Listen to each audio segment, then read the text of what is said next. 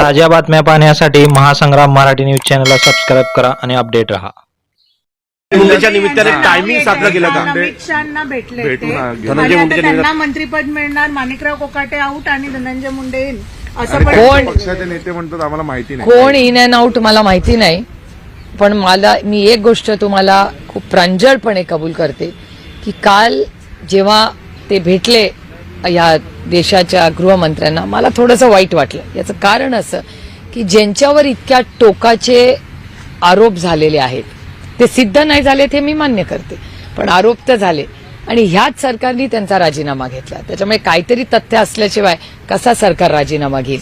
आणि काल संतोष भाऊंनाचाही मला मेसेज आला, मीही त्यांना फोन केला। संतोष भाऊ संतोष भाऊंची सगळी फॅमिली ही अस्वस्थ होती काल।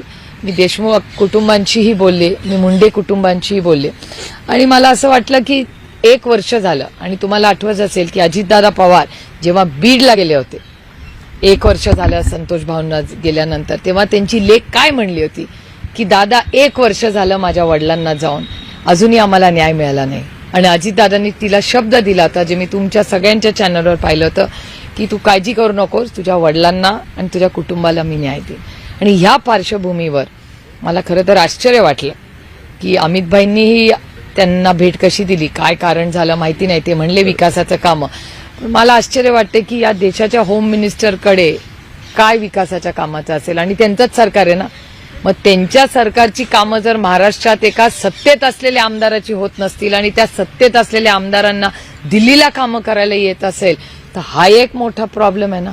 म्हणजे 2 गोष्टी आहेत की ज्यांच्यावर आरोप झालेत, ज्यांच्यावर तुम्ही राजीनामा दिला तो एक मुद्दा, हा एक मुद्दा। त्याच्यामुळे मला दुःख वाटलं। आता शेवटी एक लोकशाही आहे, प्रत्येकाला कुणालाही भेटायचा आहे, त्यांचा अधिकार आहे, पण ज्याच्यावर आरोप झालेले आहेत संतोष भाऊची च्या मागच्या षडयंत्रात ज्यांचा राजीनामा तुमच्याच सरकारने गेला अशा व्यक्तीला भेटणं हे किती योग्य अयोग्य आहे। आणि हे मी राजकीय म्हणत नाही, हे मन आहे, या मनातल्या गोष्टी आहेत। मी दुखावले गेले, मला वाईट वाटलं की अरे असं कसं झालं। ज्या अमित भाईंकडे आम्ही अधिकाराने न्याय मागायला गेलो संतोष देशमुखांसाठी, त्याच अमित भाईंनी आज जी वेळ धनंजय मुंडेंना दिली ती का दिली असावी असं मनात खूप अस्वस्थ आणि दुःख आहे। हा एक भाग झाला।